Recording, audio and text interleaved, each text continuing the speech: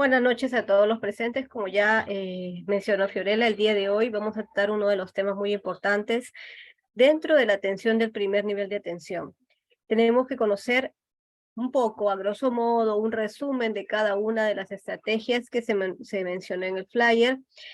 Entonces, vamos a iniciar con la primera estrategia, que es la salud reproductiva, salud sexual o reproductiva. Quienes habla es Magíster Nuri Chumbitas Valdivia. Vamos a iniciar con la ponencia. Si hay algún inconveniente durante el compartir pantalla, me lo dicen, por favor.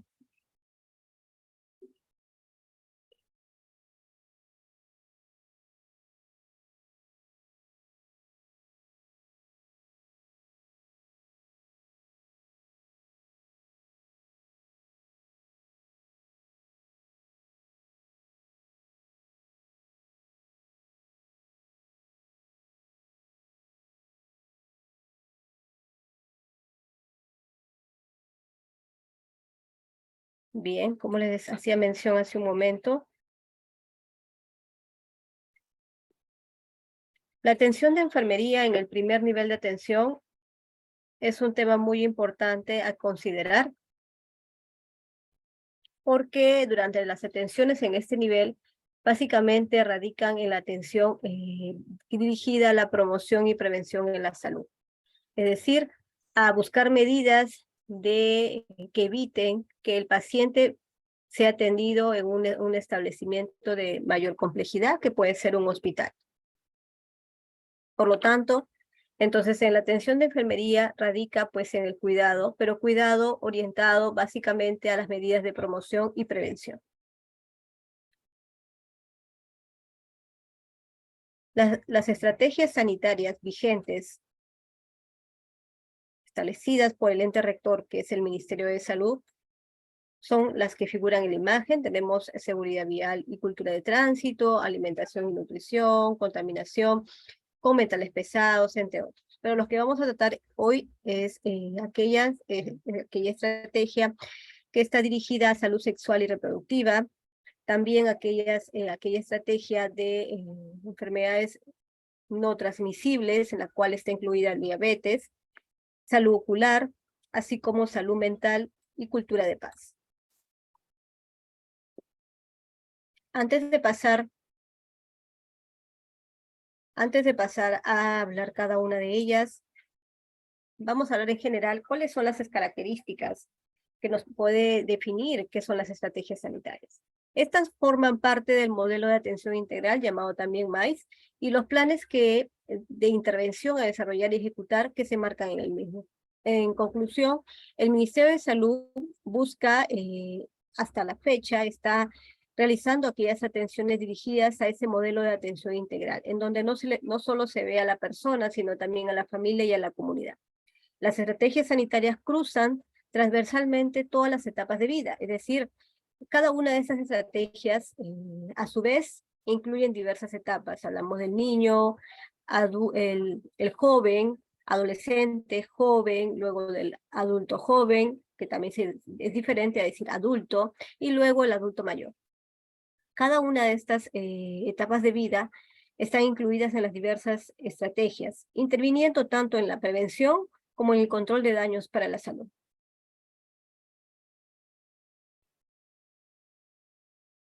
La salud sexual y reproductiva están íntimamente ligadas, es decir, están relacionadas, por lo que se les da un enfoque integral que incluye todos los ciclos de vida, como les decía, niño, adolescente, adulto. Ahora, en esta nueva visión de la salud, se está incluyendo no solamente al adulto mayor, sino se habla de un adulto joven, adulto y adulto mayor. Para conservarlas se requieren acciones de promoción, prevención, recuperación y rehabilitación, teniendo en cuenta las etapas de ciclo de vida. ¿Y cuáles son esos componentes de esta salud sexual y reproductiva? Pues está la planificación familiar, la atención materno-perinatal, la prevención del cáncer de cuello uterino y de mamas, la violencia basada en género y las funciones obstétricas y neonatales. Bien, cuando hablamos de planificación familiar, esta incluye métodos de planificación que se distribuyen a nivel nacional. Si hablamos del MINSA, que es donde yo laboro. Si bien yo soy enfermera, pero por conocimiento se sabe que cuando nosotros derivamos a nuestros pacientes, que puede ser que sea una mujer en edad fértil, de repente una adolescente, tenemos que tiene 13 años, que vino para su vacuna diptotetánica, pero ella necesita algún tipo de información sobre su salud sexual. Entonces, tenemos que derivarla al servicio de obstetricia, que es lo que cuenta en los establecimientos del primer nivel de atención. Y así a otras personas, de repente si tenemos una gestante, a una puérpera, pero ella quiere continuar con algún método de planificación, pues va a asistir y ahí va a tener una gama de métodos, ya sea preservativo, medicamentos de uso oral, inyectables. Esos métodos de planificación familiar lo que buscan es evitar pues diversos partos no deseados. Si hablamos de la atención materno-perinatal, aquí incluye básicamente pues el evitar la mortalidad materno-perinatal o también algún tipo de complicaciones durante el momento del parto, ¿no? Entonces, cuando hablamos de la mortalidad materno-perinatal, pues está incluyendo aquí lo que ha sucedido hace poco, que ustedes lo han podido ver durante las noticias, la muerte de una niña de 10 años que estaba gestando. Ella está, gracias a Dios, bien, pero su criaturita falleció, ¿no? Su bebé. Entonces, esa muerte dada de un recién nacido, entonces se da motivo se da la principal causa de este caso, pues es la falta de incorporación de unas medidas de promoción desde el adolescente, desde las escuelas, desde el sector salud, donde no se les capacita tanto a la familia como a las niñas de tener esos cuidados para evitar gestar tan temprana edad. Y en el caso de violencia, porque ella aparentemente ha sido violentada sexualmente, entonces el entorno familiar pues no ha tenido los cuidados ante una niña de 10 años. Entonces, esos casos que aún perduran hasta la actualidad en nuestro país son casos de seguimiento, porque esta niña de 10 años no debió quedar embarazada a temprana edad, y mucho menos ante una violencia, que también se incluye dentro de esta salud sexual y reproductiva, como menciona aquí, ¿no? Violencia basada en género. Entre las funciones obstétricas y neonatales, esos son básicamente actividades que realizan, por ejemplo, cuando se realizan esos exámenes de VIH, exámenes de sífilis, aquellos seguimientos que se realizan durante el parto para evitar que haya una sífilis congénita o hay una transmisión vertical de la madre al niño de VIH. Como dice aquí, planificación familiar, a través de la Estrategia Sanitaria de Salud Sexual y Reproductiva, se oferta una gama de métodos anticonceptivos, respetando el derecho que tienen todas las mujeres para tomar una decisión informada sin discriminación alguna. Cuando hablamos de la salud materno-perinatal, donde se realiza la vigilancia y evaluación integral de la gestante y el feto, con el fin de lograr un recién nacido sano y una madre en buen estado de salud. Eso es lo que se busca principalmente con esta medida de salud materno-perinatal para evitar esas muertes maternas o materno-perinatales. Aquí incluye pues la vigilancia durante toda la gestación, todos los controles que tiene que recibir de forma periódica la madre gestante, sus vacunas que debe recibir durante esta gestación, que son la vacuna de la influenza, vacuna de la DT, difteria, tétanos, también está incluida la vacuna de TPA, que es una nueva vacuna que hace unos años se ha introducido en el esquema de vacunación, que incluye la vacuna celular que nos protege a nosotras como mujeres y a nuestro bebé contra la pertusis. También está incluida la vacuna de hepatitis B, que se aplica también durante la gestación. Entonces, cada una de ellas también, como bien se sabe, esta estrategia sanitaria de vacunación, al estar incluida, inmersa también durante las atenciones de las mujeres gestantes, lo que buscan es prevenir esas infecciones.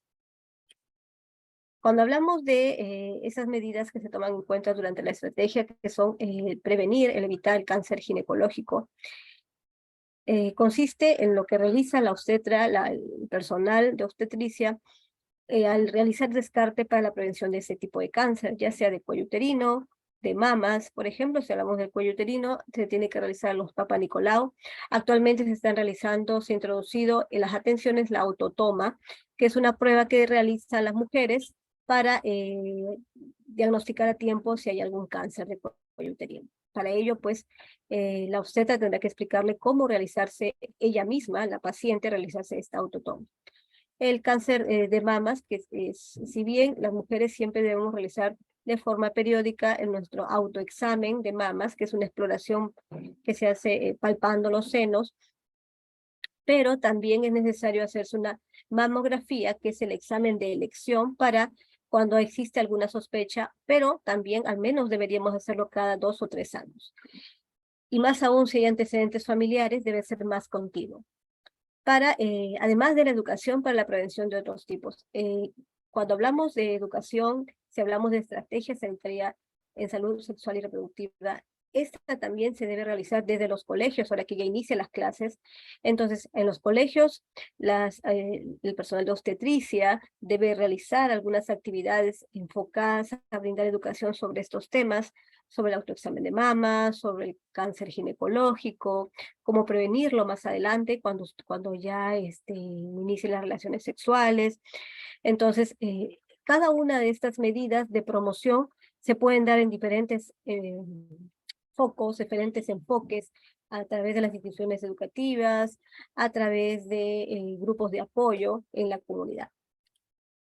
Cuando hablamos de violencia basada en género, realizamos el tamizaje de la ficha de violencia, que es tan importante, pero esto lo realiza también el personal de obstetrices propio de sus funciones, para la detección temprana, uso de protocolos y referencia oportuna de los casos encontrados.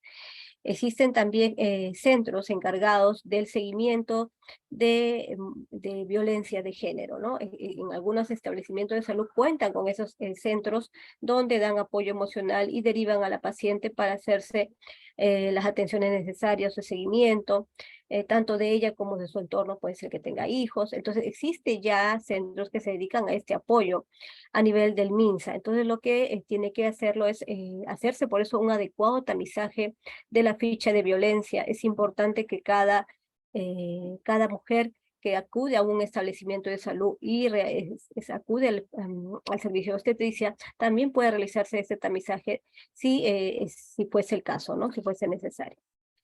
Como hablamos hace un momento, les decía, ¿no? Acerca del tamizaje del VIH, que es un importante examen que se debe realizar. Inclusive hay campañas que se hacen se realizan en torno al Día Mundial del VIH. Entonces, estas actividades forman parte de una promoción porque también se realizan inclusive campañas, no necesariamente aquellos que tengan sospechas, sino en realidad a todas las mujeres que por campaña decidan hacérselo de forma gratuita. Se realiza tamizaje de VIH a mujeres en edad fértil, captando a las usuarias cuando acuden a los consultorios de planificación. Generalmente ahí se capta, pero también otra medida de ayuda para poder captar, realizar tamizaje de VIH son las campañas de salud, que justamente ahí donde lo que buscan es detectar a tiempo a aquellas mujeres que podrían tener esta infección y poder atenderse a tiempo, y más aún que cuando quedan gestando o tengan otras parejas puedan saber su diagnóstico de manera oportuna. Ya sabemos que el VIH ya no es algo que no tengamos conocimiento, ya todos conocemos de esta infección, más aún como ustedes, personal de salud. Sabemos que existe un tratamiento para esta infección, que si bien ha tenido múltiples avances, pero aún no se cura, como sabemos, simplemente es una enfermedad que se puede decir de alguna manera crónica, que requiere un tratamiento periódico y continuo.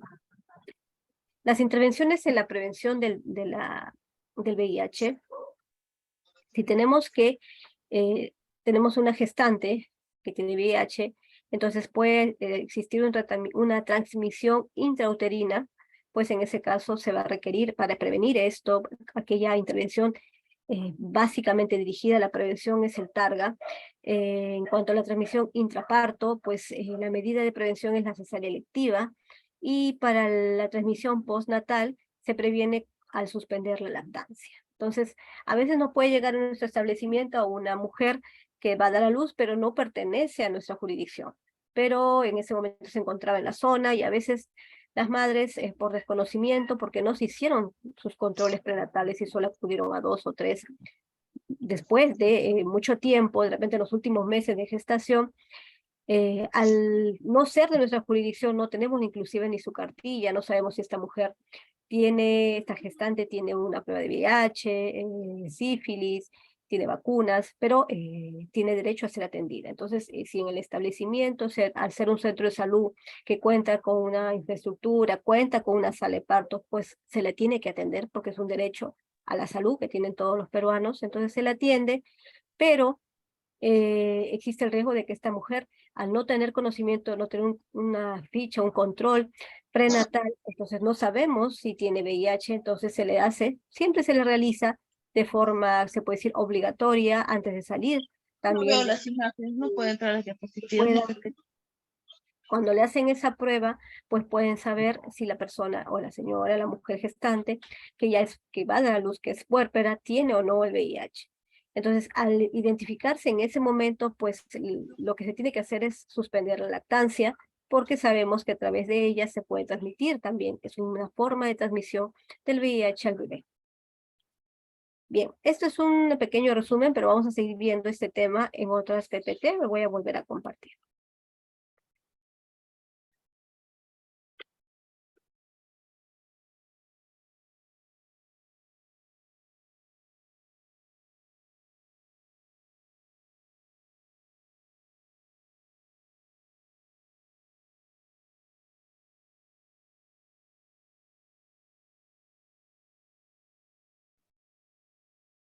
Ujú. Bien, como les decía, yo he visto un poco sobre la salud sexual y reproductiva. Vamos a seguir viendo otros temas que también son importantes. Les hablaba de la mortalidad materna, que en el Perú es una de las más altas de América Latina. Si bien ha disminuido, porque esta es una información un poco antigua, pero aún está presente y lo hemos visto a un caso reciente de una niña de 10 años que si bien ella no ha fallecido, pero sí se ha producido la muerte de su bebé. Entonces también existe un riesgo, no solamente para la madre, sino para el recién nacido. Y siendo una de las principales causas de estas muertes maternas, la hemorragia. La salud sexual y reproductiva tiene un enfoque integral que abarca todas las etapas de vida de las personas, infancia, adolescente, adulto, adulto mayor, y para alcanzarla y conservarla se requiere de acciones de promoción y atención integral. Es aquí donde en la salud sexual y reproductiva pues se tienen que tener mucho énfasis en las medidas de promoción y prevención, porque de lo contrario, si no se realiza información a las mujeres en edad fértil, cuando tengan contacto con el establecimiento de salud o cuando se acerque a las instituciones educativas, puede haber el riesgo de que aquellas mujeres muy jóvenes, adolescentes, puedan decidir gestar a temprana edad, cuando su cuerpo, su organismo aún no está preparado.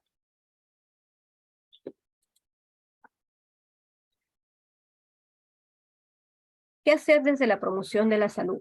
Pues las acciones van a dirigidas no solamente si hablamos, si bien el personal de salud es el que tiene que realizar esas acciones, pero también se tienen que llevar, como les decía, en diversos enfoques, ¿no?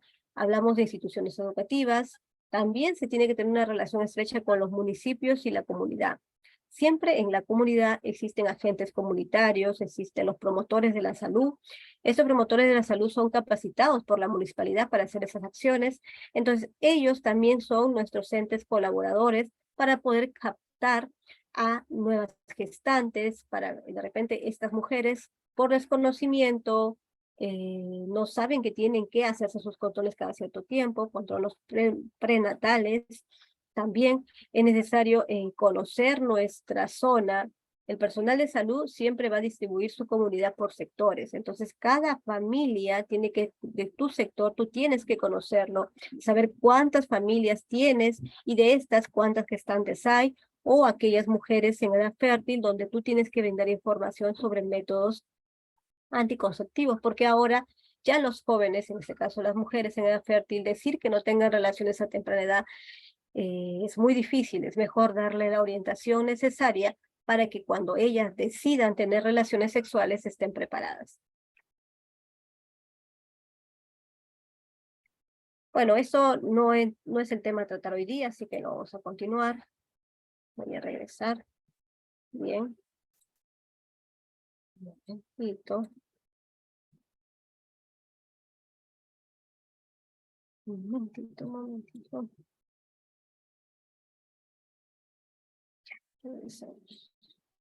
Ahora, les voy a compartir otra ponencia que también es un resumen de lo que estamos viendo el día de hoy.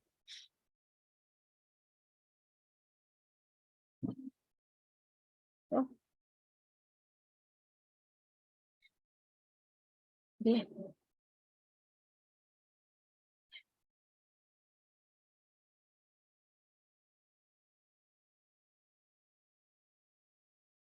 Ahora sí. Lo que les decía hace un momento, ahí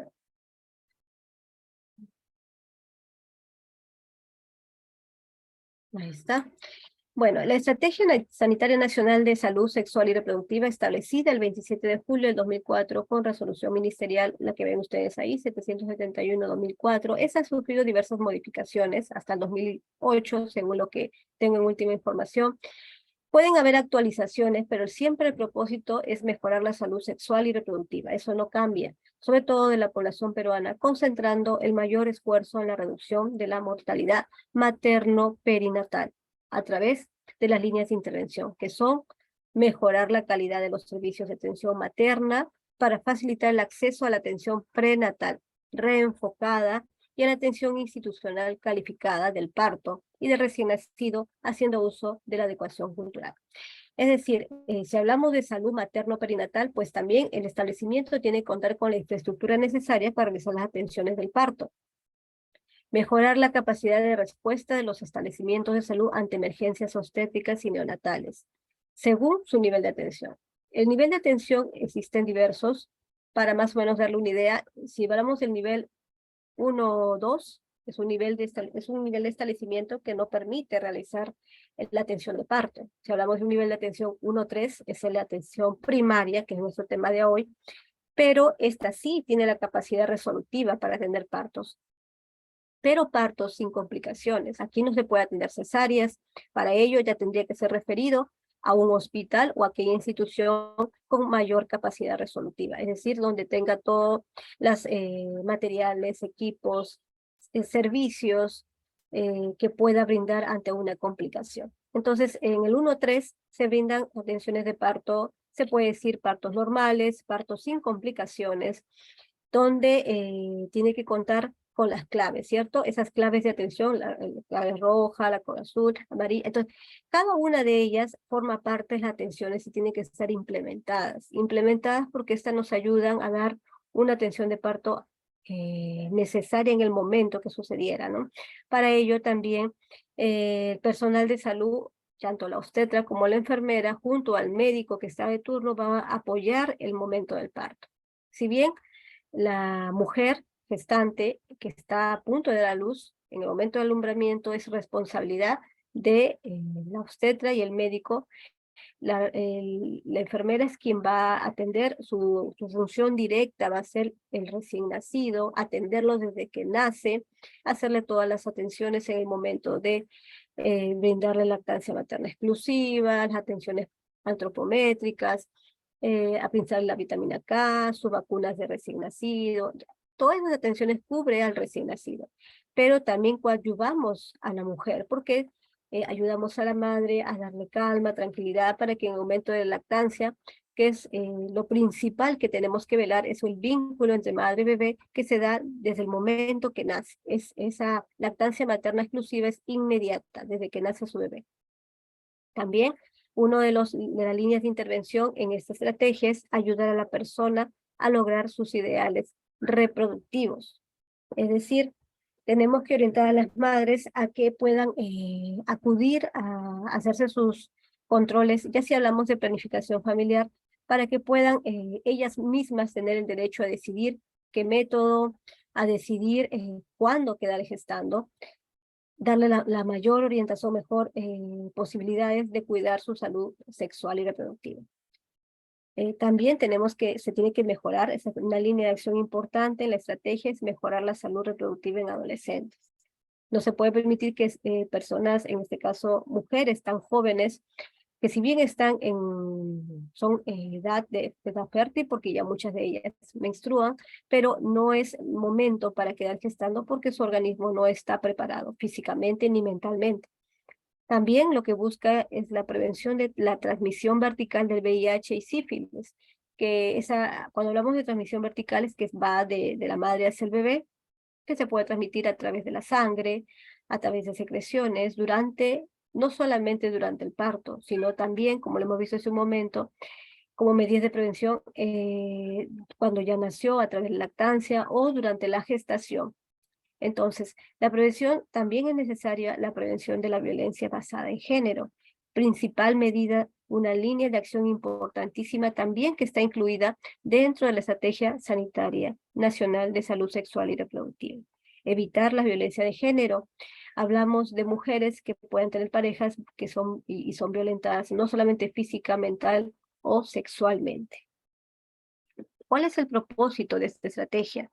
Pues es mejorar la salud sexual y reproductiva de la población peruana. ¿Cuál es el objetivo general? Reducir las tasas de mortalidad materna perinatal. Ese es el principal objetivo que hay que recordar, que busca, cuál es la finalidad, el objetivo principal de esta estrategia sanitaria de salud sexual y reproductiva. ¿Cuáles son los objetivos específicos? Facilitar el acceso a servicios de calidad en atención obstétrica y neonatal. Si hablamos no solamente la mujer cuando tiene planificado, porque tiene que hacer así, ¿no? Planificado tener un embarazo, ya desde que tiene esa idea de hacerlo, tiene que prepararse físicamente y también mentalmente con su pareja. Ambos tienen que recibir una atención en los servicios de obstetricia donde tiene que recibir pues ácido fólico, hierro para su preparación, para poder gestar, que así debería ser. Y no buscar un embarazo de repente que no ha habido una preparación previa, o sea, no ha habido esas medidas de prevención para que su gestación y su bebé tenga un nacimiento sano. También si hablamos de la planificación, forma parte de esos servicios de calidad para evitar que las mujeres queden embarazadas sin desear. Ayudar a las personas a lograr sus ideales, lo que hemos visto en su momento, mejorar la atención integral del aborto incompleto y reducir la tasa de aborto. Sabemos que en el Perú no está establecido ninguna ley que diga que está aprobado el aborto, pero en otros países sí lo consideran. Generalmente cuando se trata de un aborto por violación o en casos así, o también terapéutico, ¿no? Cuando saben que el producto o el bebé a nacer nace con alguna enfermedad muy grave que no le va a permitir vivir o con alguna complicación muy grave al nacer, por decisión de la madre. Pero en nuestro país no está permitido, entonces nosotros siempre velamos por la vida, ¿no? Por la salud, por la vida del bebé. Pero en casos, sabemos que pueden existir casos muy difíciles donde el bebito puede nacer con alguna malformación congénita, pero para ello, justamente, para reducir esa tasa de aborto inducido, lo que se tiene que hacer es básicamente la preparación, ¿no? La preparación durante la gestación y hacerse esos controles prenatales donde se incluyen las ecografías, también inclusive morfológicas, donde se puede establecer si el bebito que viene tiene alguna malformación, alguna alteración en su salud que no le va a permitir vivir, inclusive al nacimiento, muchos de ellos fallecen. Mejorar la salud reproductiva en adolescentes, principalmente. Se tiene que trabajar desde la mujer en edad fértil, desde la adolescencia. Inclusive ahora ya no se habla solamente de esa salud en la adolescente mujer, sino también en el hombre, porque hablando un poco aunque esto forma parte de otra estrategia, pero es importante que ustedes la incluyan porque tiene relación, es que la estrategia de inmunización está incluido la vacuna BPH contra el virus papiloma humano, que se ha estado aplicando hace muchos años, hasta la actualidad continúa, en niñas de 9 a 13 años. Pero sabemos que generalmente este virus es transmitido por el hombre, por haber tenido otras relaciones sexuales con mujeres con este tipo de virus. Entonces, es así que ahora se ha introducido en este esquema de vacunación también una vacuna del virus papiloma humano para varones. Entonces, qué importante es también que se aplique esa dosis para los adolescentes varones de 9 a 13 años. Entonces va a cambiar esa perspectiva del contagio, de que muchas mujeres presenten esas verrugas ocasionadas por el papiloma, que muchas veces requieren de un tratamiento molesto para la mujer y que se tiene que solucionar antes del parto, porque también existe un riesgo para el bebé. Entonces, ya cuando la mujer se diagnosticada con esto, con estas verrugas genitales debido al papiloma, tiene que ser tratadas antes del parto. Entonces, para evitar todo ello, qué importante que el Ministerio de Salud haya contemplado incluir esta vacunación tanto a los varones, así como a las adolescentes que siempre se ha realizado.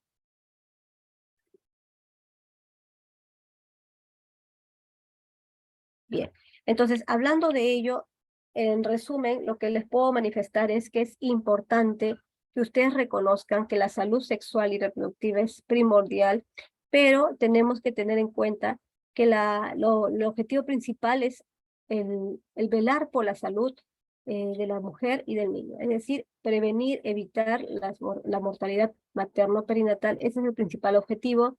Ya hemos visto que durante estas atenciones de la estrategia, pues se enfoca a planificación familiar, a la salud de la mujer, durante la gestación, para prevenir, evitar la transmisión vertical del VIH y sífilis, y eso solo se logra a través de los controles prenatales, porque ahí, durante periodos, cuando hablamos de una gestante reenfocada, es donde la obstetra realiza una serie de exámenes, incluidas las del VIH y sífilis, para identificar a tiempo y tratar, si fuese el caso, una sífilis, y si fuese el caso el VIH, pues tener los cuidados para evitar que el bebé pueda contagiarse. La madre tiene que recibir un targa, un tratamiento, o en el caso de evitar durante el parto y evitar la lactancia, porque si no podría contagiar a su bebé de VIH. Por eso es muy importante recalcar a la comunidad que está gestando la importancia de los controles prenatales. Bien. Vamos a ir a otro tema ahora.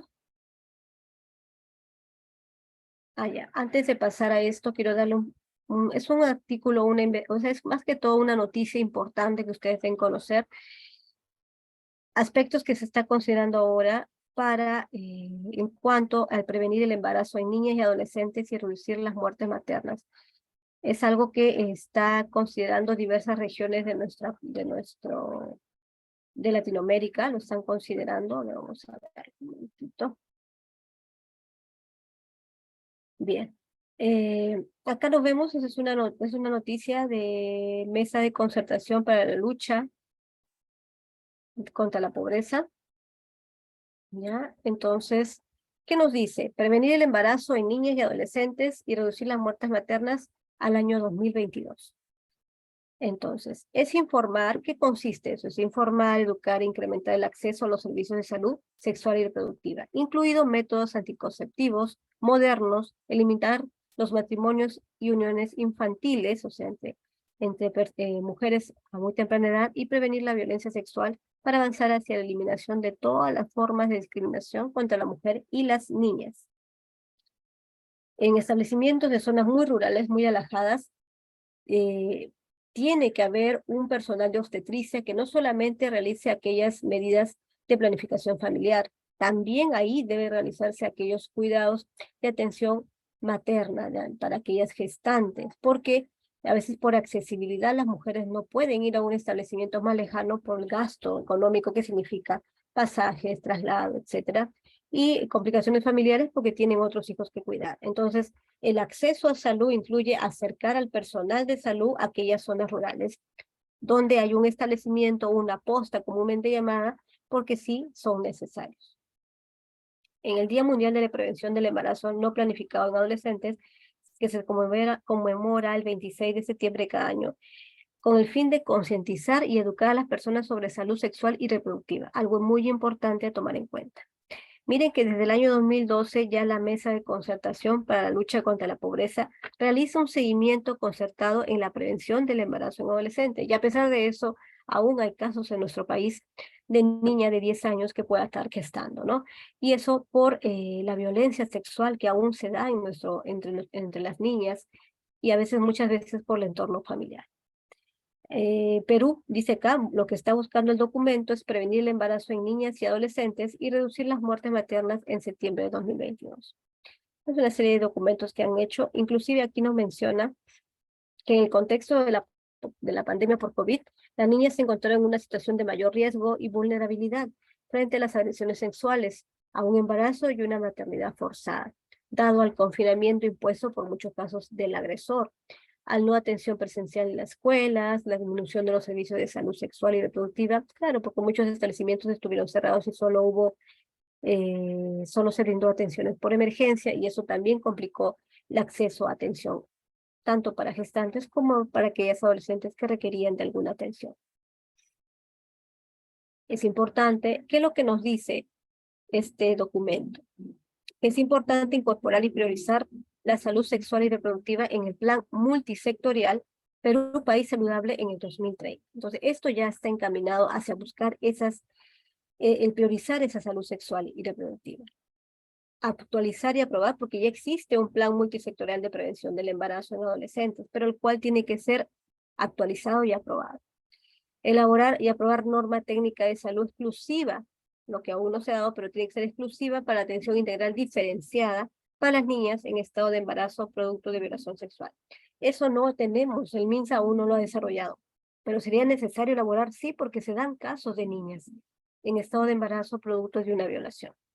Cumplir con garantizar la atención integral a las niñas y adolescentes víctimas de violencia sexual y con un embarazo no deseado como resultado, especialmente a las menores de 14 años, asegurando la entrega del kit para la atención de casos de violencia sexual.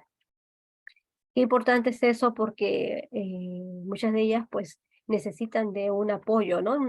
Una contribución y asignar también presupuesto para la difusión y entrega de esos kits para la atención de casos de violencia sexual, ya sea en el marco de salud materno-neonatal o aquella reducción de violencia contra la mujer. Entonces, esta estrategia de salud sexual y reproductiva tiene que, como ustedes ven en este documento, tiene que mejorar. Al 2030 está encaminado a tener muchas mejoras, a asignar una nueva norma dirigida a aquellas niñas que son gestantes a producto de una violación, entre otras medidas que se están priorizando aquí. Es necesario que se implementen medidas multisectoriales.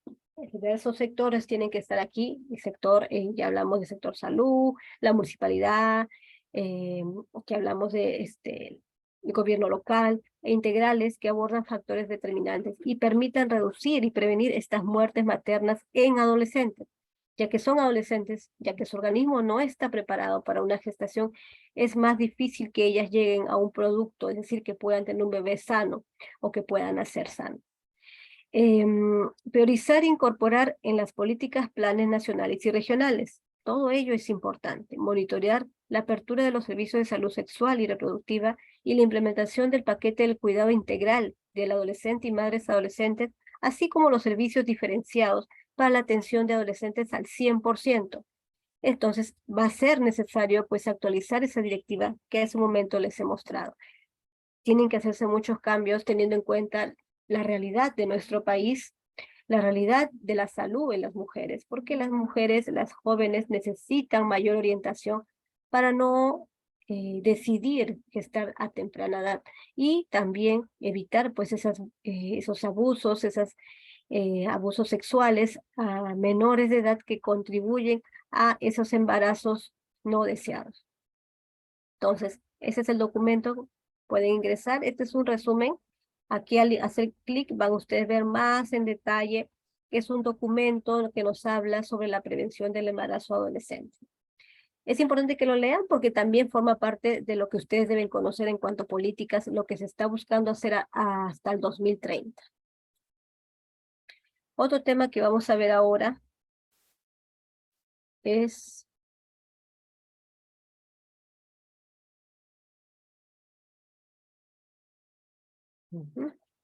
eso también quiero que, bueno, eso no les voy a compartir al finalizar la ponencia, pero es bueno que ustedes sepan que existe un manual de registro y codificación de la atención en consulta externa. Directamente esta va dirigida a la atención de planificación familiar, es muy extensa, desde el 2019, o sea, esta es la que actualmente está vigente, y de repente ustedes la requieran conocer, ¿no? Es necesario que, aunque esto forma parte generalmente de la atención realizada por obstetricia, pero es bueno que ustedes lo conozcan Por ejemplo, acá está incluida la sesión educativa, la visita familiar integral, que eso sí es para enfermería y para obstetricia, eso no modifica. Esas son las codificaciones que se realizan. Atenciones que realiza la obstetra, cómo tiene que llenar en el GIS. Bien, eso es lo que también pueden darle una revisada. De repente alguno de ustedes es personal técnico, pero también está estudiando obstetricia, no conozco a cada uno de ustedes, y les puede ayudar también. Eso es lo que está vigente para el llenado del GIS. Bien, voy a dejar de compartir y ahora vamos a ir a otro tema. Vamos a ir al tema de... Ajá, este tema es importante. Vamos a hablar un poquito de esto.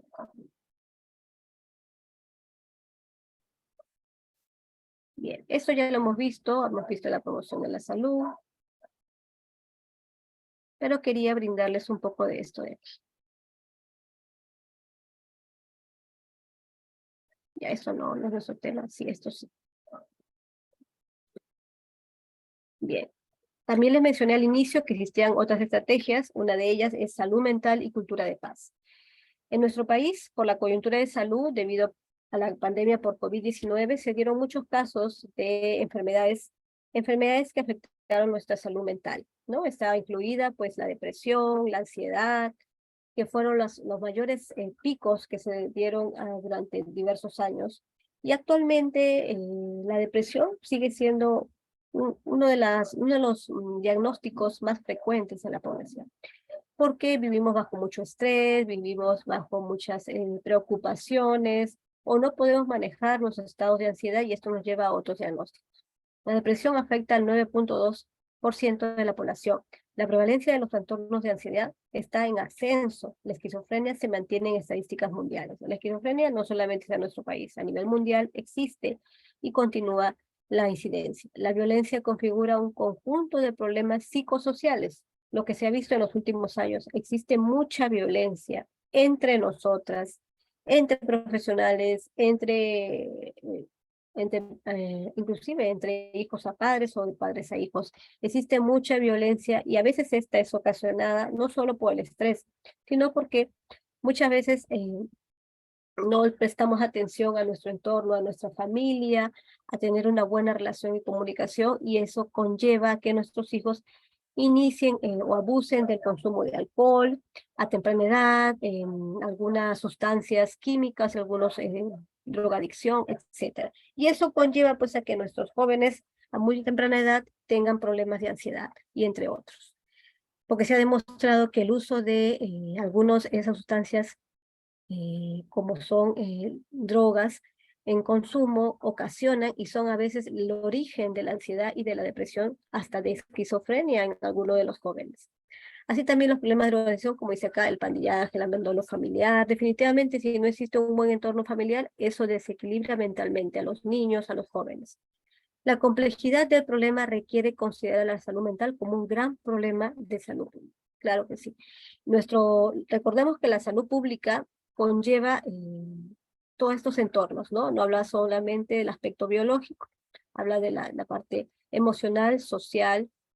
Entonces, la salud pública, aún en nuestra salud pública está incluida la depresión como un caso que está, si bien no es prevalente, no es que sobresalga de todos los diagnósticos a nivel de Perú, pero hay incidencia de depresión en nuestro país. Y no solamente eso, ¿no? Los casos de bullying, que también son un caso que está afectando la salud mental de nuestros niños, que también ha tenido un auge en los últimos años por las restricciones de los jóvenes y eso ha conllevado su salud mental se afecte. ¿Y qué hacer? Pues desde donde estamos, las enfermeras, tenemos que realizar aquellas orientaciones, ¿por qué no? También orientar, nosotros tenemos las capacidades para orientar hasta donde nos alcance podamos dirigir, orientar a nuestros pacientes, a nuestras madres, y si no nos sentimos con las capacidades de hacerlo, dirigir a esta madre con alguna duda sobre su niño, sobre drogadicción, bullying, entre otros temas, al especialista o al psicólogo. Si en nuestro establecimiento del primer nivel de atención no hay un psiquiatra, pues tenemos el psicólogo al cual podemos derivar a nuestra madre o a aquel adolescente que busque ayuda acompañado de un familiar porque es menor de edad. Entonces ahí va a recibir esa atención necesaria y, y que es oportuna para evitar que haya más complicaciones en su estado de salud. ¿Y qué hacer? Pues asumir el rol rector del MINSA. El MINSA, como ente rector, pues busca diversas medidas y en la estrategia sanitaria de salud mental, pues lo que busca es posicionar a la salud mental como un derecho humano y un componente indispensable para el desarrollo nacional sostenible. Si no hay salud mental, pues nuestro país no va a tener ese desarrollo nacional, no va a mejorar tanto económicamente porque vamos a tener personas que van a tener mucho gasto de bolsillo en su salud mental, en evitar complicaciones, no podrán trabajar, no podrán hacer ninguna actividades si su salud mental no está estable. Implementar el modelo de atención integral, el MAIS, comunitario en salud mental y psiquiatría. Actualmente, como le decía, existen centros de salud mental donde se derivan aquellos casos que requieren de una atención o seguimiento por personas que de repente están consumiendo drogas o tengan algún tipo de necesidad de atención en salud. Fortalecer y desarrollar el potencial humano en salud mental, que es tan importante. Para ello aquí, quien tiene se puede decir, la principal responsabilidad, pues son los psicólogos que tienen que velar por hacer esas actividades de promoción en las instituciones educativas, en la comunidad, pero la enfermera también puede puede ayudar al psicólogo en algunas de las actividades. Garantizar el acceso equitativo y el uso racional de medicamentos. Eso ya proviene del Estado, ¿no? De las políticas que ellos incluyan para que haya una dotación necesaria para aquellos medicamentos de pacientes que la requieran ante una depresión, ansiedad, alguna atención por psiquiatría y de salud mental. Implementar el plan integral de reparaciones en salud a las víctimas de violencia política. También es necesario que se realice eso o sea incluido. Cuando hablamos de promoción y prevención en salud mental, que está contemplado en esta estrategia, incluye el desarrollo humano, el desarrollo de habilidades sociales, los factores de resiliencia, cómo responder ante las dificultades de la vida, generación de entornos saludables, desarrollo de redes sociales de apoyo, siempre buscar en nuestra comunidad redes de apoyo. ¿Cómo son? ¿Por qué no? También los promotores de la salud nos pueden ayudar, desarrollo de organizaciones grupales de ayuda y autoayuda, talleres para el manejo del estrés. Todos estamos bajo estrés continuo, pero tenemos que, el psicólogo tiene que buscar hacer esos talleres en la comunidad, dentro de las instituciones educativas, porque siempre dentro de la estrategia de atención al adolescente, que no lo vamos a tocar hoy día, pero en ella está incluida hacer visitas periódicas a los colegios. Entonces, ahí es donde va un grupo, un equipo multidisciplinario de profesionales. Va la enfermera, va el médico, va el odontólogo, también puede ir el psicólogo, y empieza a hacer, y la obstetra, y empieza a hacer una serie de actividades. Si es enfermería, pues hace algunas actividades en salud, puede ayudar al personal de nutrición a hacer la medida del perímetro abdominal, peso y talla, verificar cómo es su índice de masa corporal, ayudar en nutrición, consejería, etc. Si hablamos de obstetricia, pues lo que hemos visto hace un momento, orientación sobre métodos de planificación, sobre su salud sexual y reproductiva, etc. Y en cuanto a salud, pues ahí también el psicólogo tiene que brindar esos talleres para el manejo, no solo del estrés, porque también ellos tienen algún tipo de estrés, los jóvenes, los adolescentes, sino también sobre diversos temas como ansiedad y depresión y cómo detectarla, porque esto no es que se presente de un momento a otro, esto ya viene, se ha demostrado que eso se desarrolla durante la niñez y adolescencia. Generalmente en la adolescencia es donde se marca más estos diagnósticos. Bueno, esto no es nuestro tema, voy a regresar. Ahora sí vamos a ir a otro tema que también es importante. Ajá. Aquí. Vamos a ir al tema de Estrategia Sanitaria Nacional de Salud Ocular y Prevención de la Ceguera. Bien, voy a reducir un poquito. Ahorita les voy a compartir un momentito. Bien, vamos a aquí. Bien, ahora sí. Como ven aquí, existe un mapa de vulnerabilidad de enfermedades oculares en el Perú. Uno de ellos, este es un mapa de vulnerabilidad actualizado, no es muy antiguo, es del 2018. Generalmente ese tipo de incidencia o prevalencia, estos cuadros estadísticos, esta información estadística no la hacen cada cierto tiempo. Entonces, la del 2018 es una de las más vigentes. Si vemos en Cajamarca, hay un índice de vulnerabilidad mayor, es muy vulnerable, por eso lo ponen de color rojo, y así algunos departamentos. Si vemos en la zona de Lima, estamos en el de color amarillo, que es poco vulnerable. Eso no quiere decir que en nuestro departamento de Lima no existan casos, sí hay, pero en menor magnitud, es poco vulnerable ante estas enfermedades oculares.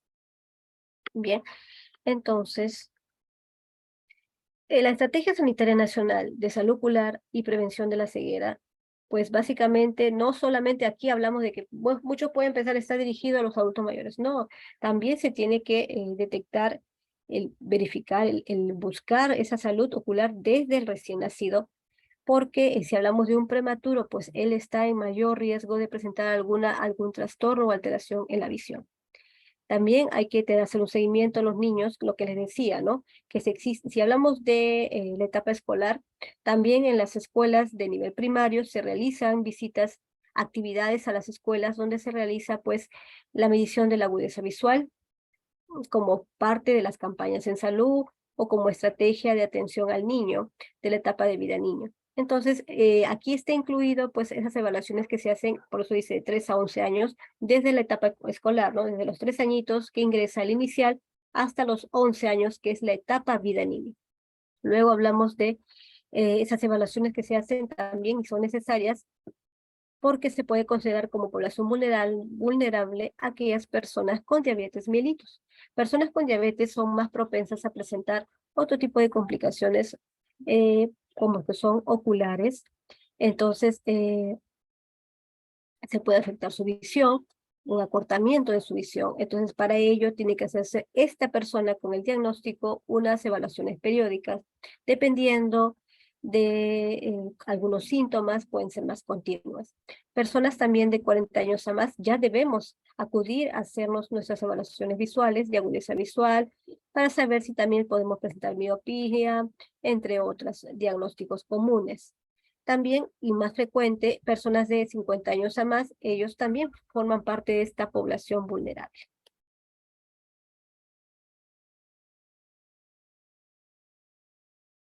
Bueno,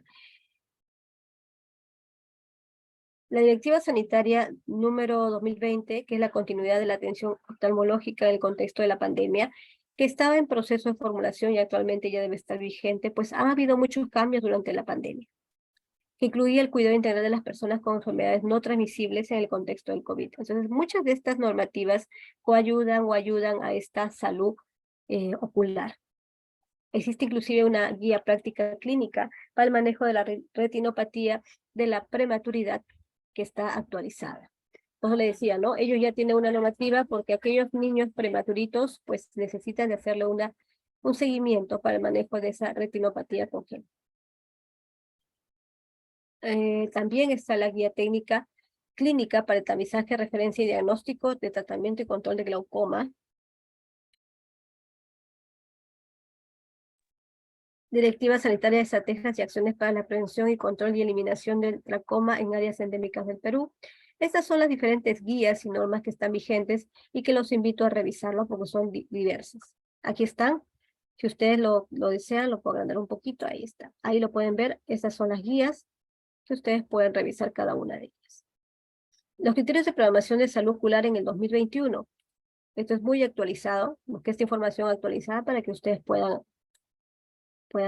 tenerla. Incluye, esta es una norma del MINSA, pero que se puede decir que ha sido actualizada, ha tenido diversas actualizaciones, pero en este incluye el tamizaje y diagnóstico de recién nacido con retinopatía de la prematuridad, tratamiento y control de recién nacido con retinopatía. Bueno, eso incluye generalmente para aquellos que son niños recién nacidos pretérmino, es decir, que no han completado el tiempo durante la gestación.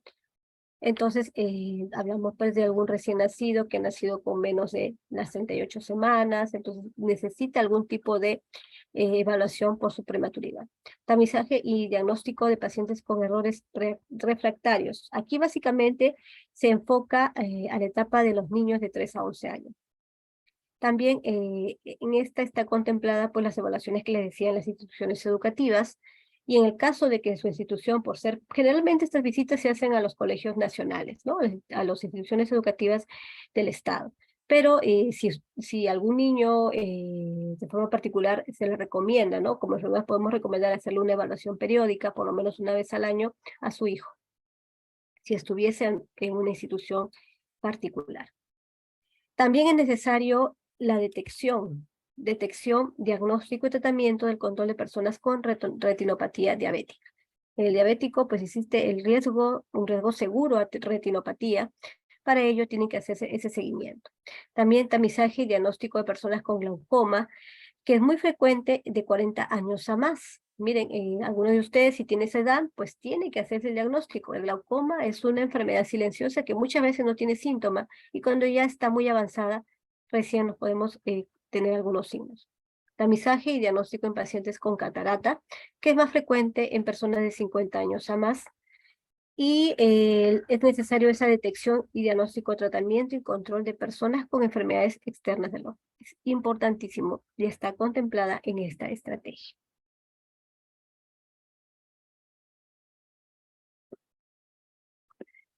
Bien, lo que hace un momento hemos visto, vamos a más o menos diferenciar cuál es la capacidad resolutiva de acuerdo al nivel de atención. Si hablamos del primer nivel de atención, que es lo que estamos viendo ahora, la atención primaria en salud, pues está incluida el tamizaje. Es decir, ese tamizaje ocular que realiza el personal especializado, puede ser un médico que ha sido capacitado, porque no cualquiera lo puede hacer, que ha recibido algún tipo de capacitación que ha sido brindada por su misma institución o porque lo ha recibido sobre salud ocular. Generalmente, dentro de las instituciones prestadoras de salud, es decir, dentro de los centros de salud, existe la estrategia y existe un responsable de salud ocular.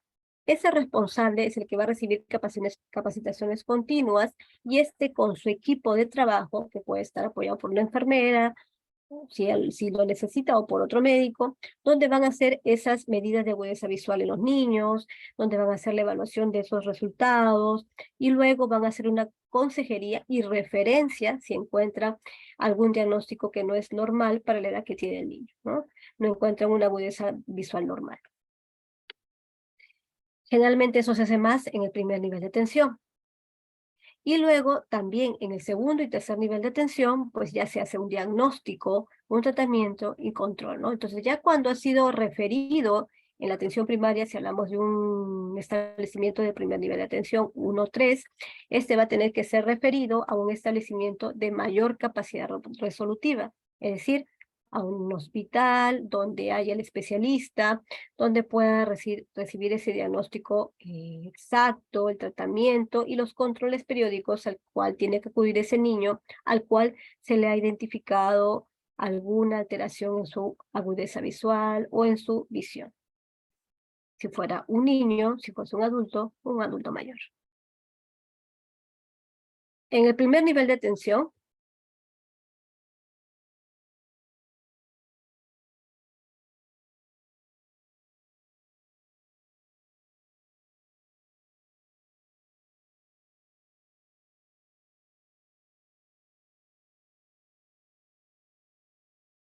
de atención tenemos, se puede decir de alguna manera, como para que ustedes lo comprendan un poco más, está incluidas las enfermedades externas del ojo, los errores refractarios, la retinopatía diabética, que son las más frecuentes, el glaucoma y la catarata. En el primer nivel de atención es donde se puede realizar el tamizaje, diagnóstico, tratamiento y control de alguna de estas enfermedades, teniendo en cuenta la capacidad resolutiva.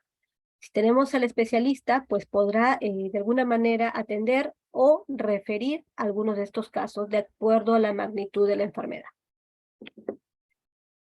Por eso bien claro dice ahí, según su capacidad resolutiva.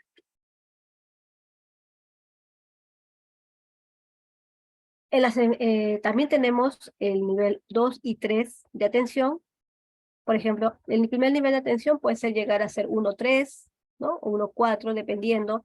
Pero cuando hablamos de nivel de atención 2 y 3, que es diferente, en este ya están contemplados en nivel hospitalario, donde también se va a atender los casos de retinopatía, pero aquí ya dirigido en relación a la prematuridad. Aquel recién nacido prematuro es donde se va a atender aquí, en un nivel hospitalario.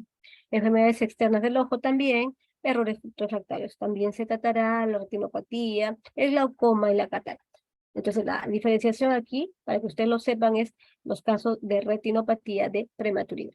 También aquí se va a ver un diagnóstico, un tratamiento y control, pero aquí está incluido, por ser un nivel 2 y 3 de atención, la rehabilitación. Es decir, buscar que este paciente se rehabilite en su estado de salud, donde se afecta su salud ocular, para que pueda realizar sus actividades con bienestar. Entonces, aquí también va a ser de acuerdo a su capacidad resolutiva. Bueno, la programación de insumos estratégicos, eso lo hace Senares. Acá, por ejemplo, si tenemos un producto, solo por ejemplo, tenemos detección, diagnóstico, tratamiento y control de personas con enfermedades externas. El 95% de personas programadas en el subproducto de diagnóstico de enfermedades externas. O sea, el total general se puede decir, de lo que se va a programar en insumos, más o menos un aproximado. O sea, esto lo pueden tomar en cuenta aquellas jefaturas o en salud ocular, según cómo van a hacer la programación anual. Eso no es tema para nosotros. También se tiene que hacer programación de productos farmacéuticos, dispositivos médicos, ya eso lo hace básicamente en coordinación salud ocular con la jefatura de su establecimiento, eso no lo vemos nosotros como personal de enfermería. ¿Cuáles son los retos de gestión? Continuar con la generación de documentos técnicos normativos según planificación, ¿ya? Entonces, tenemos que conocer ese plan de Estrategia Sanitaria Nacional de Salud Ocular y Prevención de la Ceguera, que actualmente sigue vigente del 2014 al 2020.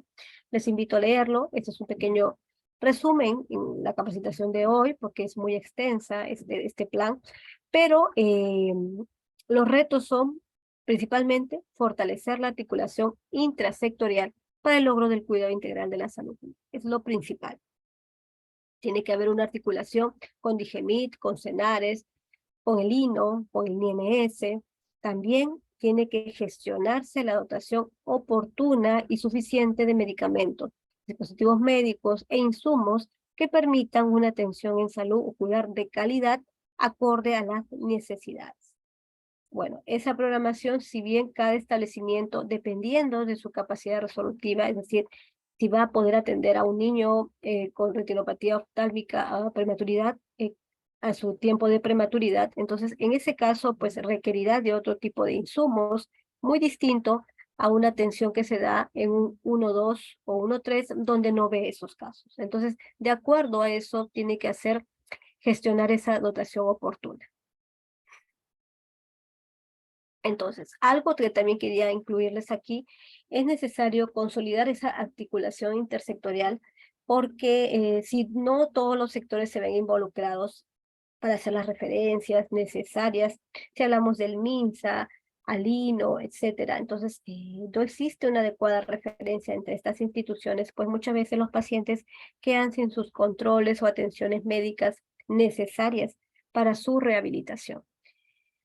Es así que en la gestión por resultados, actualización de los instrumentos de gestión, todo ello está incluido dentro de la salud ocular. Por eso es que les decía en un inicio que cada establecimiento de salud cuenta con un responsable de la salud ocular, de la estrategia de salud ocular.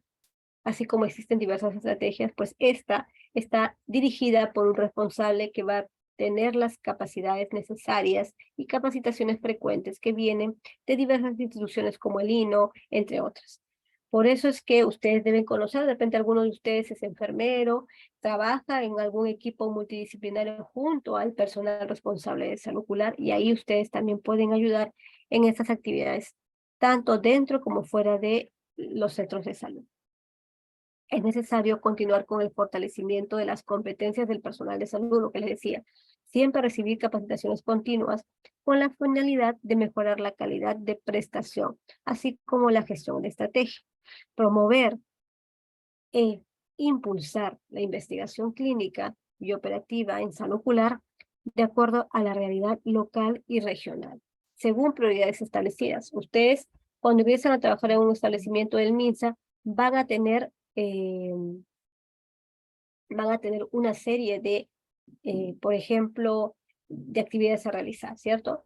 Funciones como enfermeros, pero tienen que conocer la incidencia, la morbilidad de su establecimiento, de acuerdo a la jurisdicción. Es el distrito de Villa Salvador, pues en su distrito, en la zona donde ustedes, el centro de salud tiene una jurisdicción, porque el centro de salud, ese distrito puede tener varios centros de salud, pero en su centro de salud va a haber un reporte estadístico donde nos diga cuál es la incidencia de morbilidad.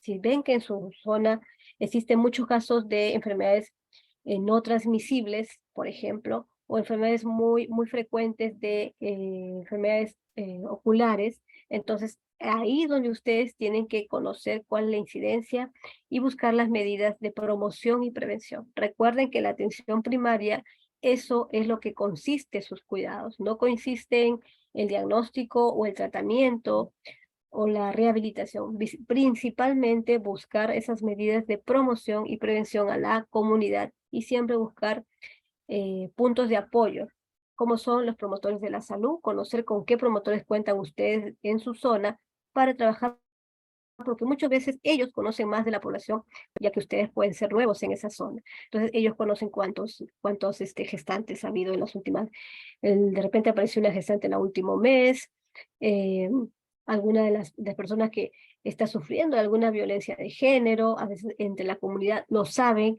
y la misma violentada no lo quiere decir. Entonces ustedes tienen que siempre tener relación estrecha con esos entes de la comunidad.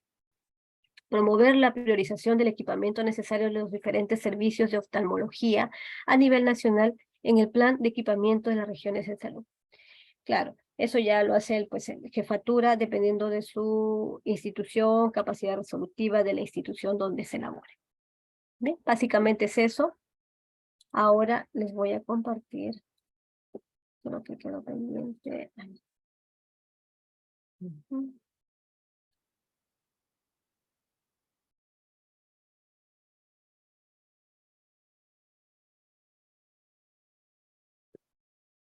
Bien. Listo.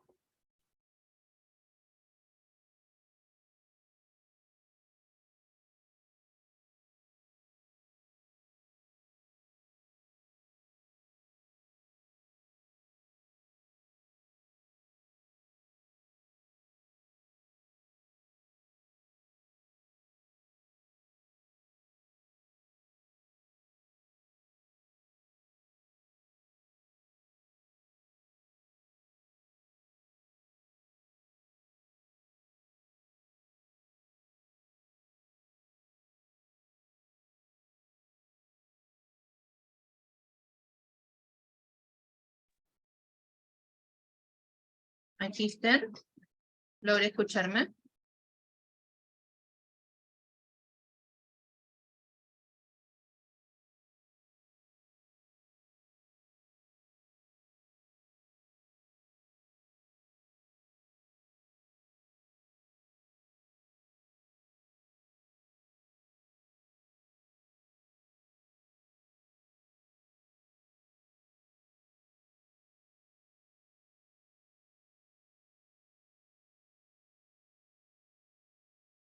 Magister, ¿sí?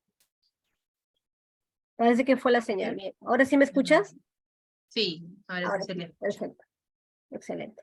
Bien, también quería compartirles acerca de, existen las enfermedades no transmisibles, ¿cierto?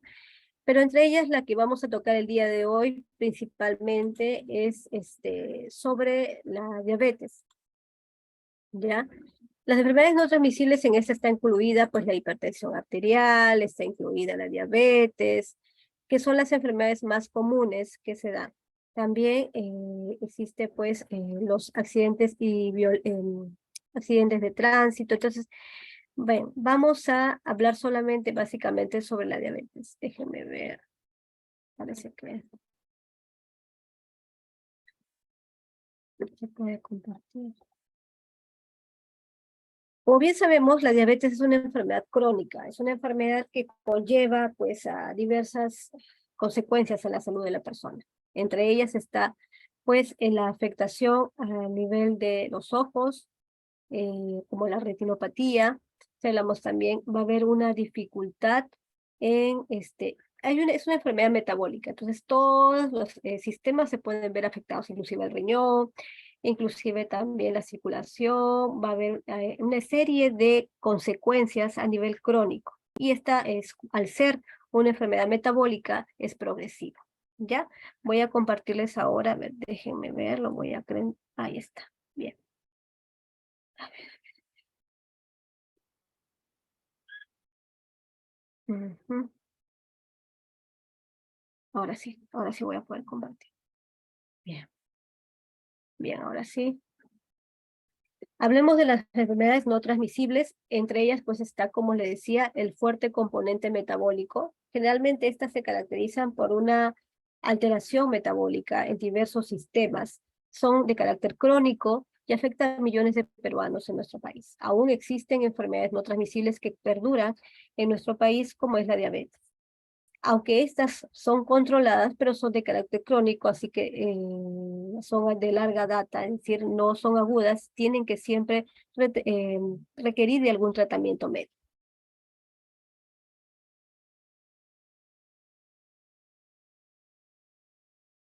Bueno, el MINSA, ante este creciente avance de esas enfermedades crónicas, pues lo que busca justamente es mejorar la calidad de vida. Que se dé una disminución de esa incidencia o prevalencia de estas enfermedades no transmisibles. Por ejemplo, como vemos aquí, es necesario que el MINSA realice un estudio de estas enfermedades. Si bien la investigación es importante, pero si buscamos entre diversos artículos, generalmente lo que se realiza es investigación más que sobre la enfermedad, se realizan de repente sobre los cuidados. No investigamos realmente cuánto es el avance de esta diabetes en nuestro país. No hay diversas investigaciones. Entonces, lo que tenemos que ver aquí es si la diabetes es una de estas enfermedades que prevalece en nuestro país, lo que tenemos que es buscar las formas de prevenir estas complicaciones. La diabetes, por ser una enfermedad metabólica, requiere de una evaluación periódica, requiere, inclusive si hablamos de diabetes de tipo 1 o 2, va a requerir de medicación o va a requerir también de la insulina. Dependiendo de cuál sea el caso, necesita de un avance en su tratamiento, en las orientaciones que se brinden desde el primer nivel de atención. Si hablamos del primer nivel de atención, pues lo que se busca en es orientar porque existe la etapa de vida adulto, como les decía, adulto joven, adulto y adulto mayor. Dentro de esta está incluida pues, el seguimiento de estas enfermedades no transmisibles. Aquellas personas que tienen diabetes mellitus tienen que hacérsele una intervención periódica, tienen que ser referidos, inclusive a algunas instituciones de mayor complejidad. El tratamiento de elección para ellos es la metformina, que es un tratamiento bioral donde se les administra por indicación médica para aquellos que tienen una diabetes de alguna forma, decirlo, controlada, que con la dieta, la alimentación diaria puede mantenerse esta enfermedad, se puede decir, bajo niveles de glucosa normal. Siempre esa medida de glucosa se tiene que realizar en ayunas para poder ver cómo sigue la evolución del paciente. Pero cuando el caso de la diabetes sale del cuadro, se complica y a veces no responde el páncreas ante esta necesidad de atención o solamente medicamentos vía oral, es necesario la insulina, pues sí, en ellos es necesario hacerle un seguimiento al nivel de otro establecimiento de salud. Todo ello está incluido dentro de la estrategia de atención de aquellas enfermedades no transmisibles, porque al ser referido a otro establecimiento de mayor complejidad, en esta puede recibir el seguimiento, si tiene el Seguro Integral de Salud, si tiene salud o Fuerzas Armadas o policiales, va a recibir la insulina, va a recibir algunos controles a nivel de cardíaco, riñones, cómo está el funcionamiento renal, entre otros.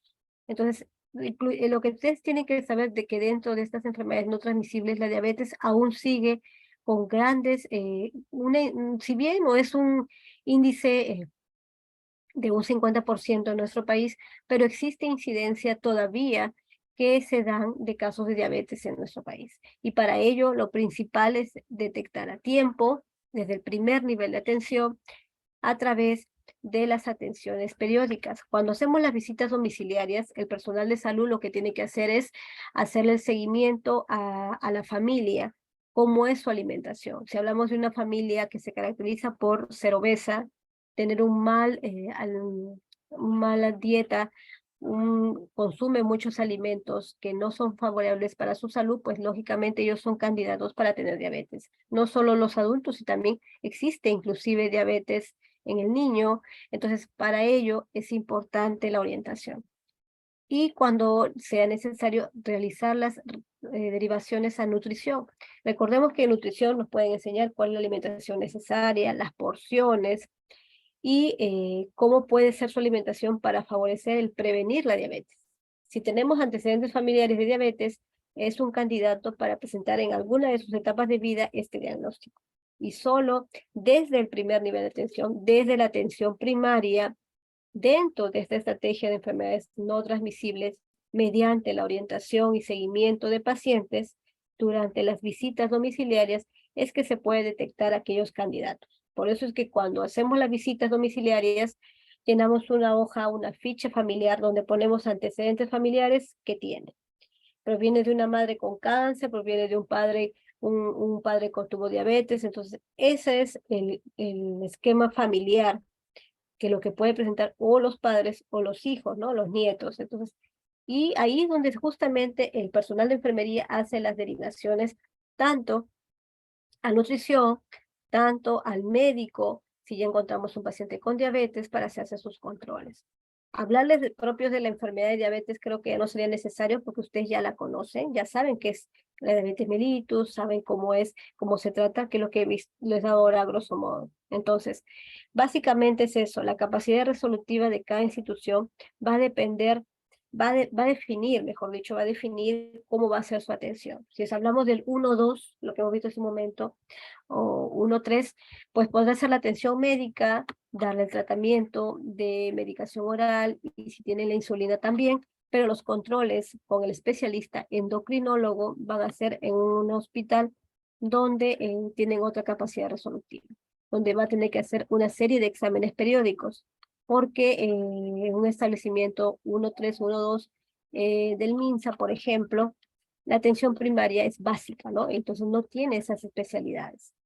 Si hablamos de una posta, una posta comúnmente llamada así, porque es un 1-1, 1-2, donde las atenciones son básicas, inclusive no hay médico, y ahí es donde la enfermera va a poder realizar esas actividades de promoción y prevención para evitar esos casos de diabetes a futuro. Básicamente es eso. Quisiera que por favor, si tienen alguna consulta, alguna duda, me la realicen. Gracias.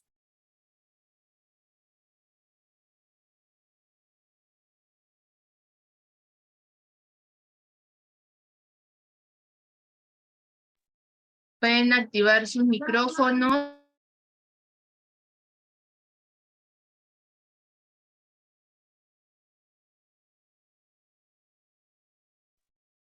Pueden activar sus micrófonos en caso de tener alguna consulta o duda que deseen realizar a nuestra ponente, la magíster Nuri Chumpitaz. O pueden escribir también a través del chat, algo que no haya quedado claro tal vez, o alguna consulta que deseen realizar.